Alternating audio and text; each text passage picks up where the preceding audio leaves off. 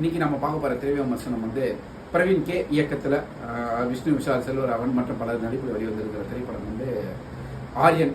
இந்த படத்துடைய கதை என்ன அப்படின்னு சொல்லிட்டு பார்த்தீங்கன்னாக்கா, படத்துடைய ஆரம்பத்தில் வந்து ஒரு தனியார் தொலைக்காட்சியில் வந்து ஒரு பெரிய ஹீரோ வச்சு ஒரு இன்டர்வியூ போயிருக்கு. அந்த இன்டர்வியூக்கு வந்து பார்வையாளராக வந்து செல்வராகவன் வராரு. அவர் வந்து வந்த கொஞ்ச நேரத்தில் என்ன பண்ணாரு, அந்த இன்டர்வியூ மொத்தமாக ஹைஜாக் பண்ணிடுறாரு. அந்த சேனல் அந்த ஃப்ளோரை ஹைஜாக் பண்ணிடுறாரு. அப்படி பண்ணிட்டு அவர் என்ன பண்ணுறாரு, ஒரு விஷயம் வந்து லைவ்ல கொடுக்குறாரு. என்னன்னா, நான் இன்னும் 5 நாளில் 5 பேரை கொலை பண்ண போகிறேன், முடிஞ்சால் நீங்கள் காப்பாற்றிங்க. ஒரு நாளும் அவங்க அவங்கள கொலை பண்ணுறதுக்கு முன்னாடி 1 மணி நேரத்துக்கு முன்னாடி அவங்க பேரை சொல்லுவேன், முடிஞ்சால் நீங்கள் காப்பாற்றிக்கங்க. அப்படி காப்பாற்றணுன்னாக்கா ஒரு ஹீரோ வருவான், அவன் வந்து கண்டிப்பாக காப்பாற்றுவான் அப்படின்னு சொல்லிட்டு அவர் என்ன பண்ணுறாரு, அதில் முதல் நம்பர் வந்து நாராயணன் ஒருத்தர் வந்து இறக்க போகிறாருன்னு சொல்லிட்டு சொல்கிறாரு.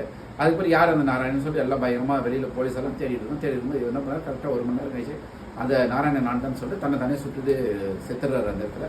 இப்படி அவர் சாகும்போது இப்போ அடுத்த நாள் தான் அந்த கொலை எப்படி நடக்கும் அப்படின்னு சொல்லிட்டு காவல்துறைக்கு வந்து ஒரு சின்ன குழப்பமாக இருக்கும். அதே மாதிரி ஆனால் அவர் சொல்லி வச்ச மாதிரி ஒரு வீடியோ வெளியில் வருது, இன்னைக்கு இவர் வந்து சாக போகிறாரு. அதே மாதிரி 1 மணி நேரத்தில் அவர் சாகுறாரு. இப்படியா போது இந்த வழக்கை விசாரிக்கக்கூடிய விசாரணை அதிகாரியா திரு விஷால் அவர்கள் வந்து விஷ்ணு விஷால் அவர்கள் வந்து காவல்துறை அதிகாரியாக வராரு. வந்து அவர் வந்து எப்படி பரபரப்பாக அந்த வழக்கை தேடி ஏன்னா 1 மணி நேரத்துக்கு முன்னாடி பேர் சொல்கிறாங்க, 1 மணி நேரத்தில் இறந்துடுறாங்க. இறக்குறவங்க எல்லாருமே ஒரு சோஷியல் ஆக்டிவிட்டீஸ்.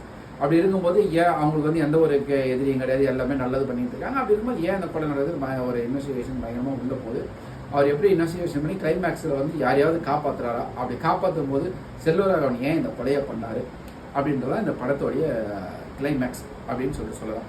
பொதுவாகவே உலக சினிமா வரலாறுல வந்து ஒரு நியதி இருக்குது. நல்லவங்கள் வந்து செத்துட்டாக்கா, அவங்களை யாராவது கொலை பண்ணிட்டா அதுக்கு காரணமான கட்டவங்களை தண்டிக்கக்கூடியது தான் வந்து ஒரு ஹீரோவுடைய வேலை அப்படின்னு சொல்லிட்டு வருது. இது வந்து செத்தவங்க எல்லாருமே நல்லவங்க. அவங்க செத்தவங்களை கொலை பண்ணுறது வந்து திரு செல்வராகவன் அவர் முதலே சூசைட் பண்ணிக்கிறார். அவர் என்ன சொல்கிறாரு, இவங்களெல்லாம் யாருமே உலகமே கவனிக்கல, கூவி நல்லது பண்ணுறாங்க, ஓடி நல்லது பண்ணுறாங்க, ஆனால் யாருமே அவர் வந்து மதிக்க மாட்டேங்கிறாங்க. இப்போ நான் அவங்கள கொலை பண்ணிட்டேன், அதனால நீங்கள் வந்து அவங்க மேலே வந்து இரக்கம் காட்டி அவங்க வந்து இது பண்ணுங்க அப்படின்னு சொல்லி புதுசாக ஒரு கருத்தை சொல்கிறாரு. படத்தை வந்து ஏதோ ஒரு விஷயத்தை உடைக்கணும்னு முயற்சி பண்ணியிருக்காரு இயக்குனர். அதில் உடைச்சிருக்கிறாரா இல்லையான்றது படம் பார்க்குறவங்களுக்கு தெரியும்.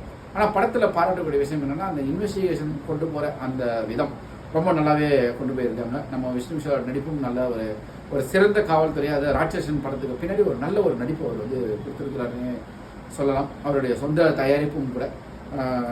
ஆரியன் வந்து ஒரு மரபை உடைச்சிட்டு வெளியில் வரணும்னு ட்ரை பண்ணியிருக்கு.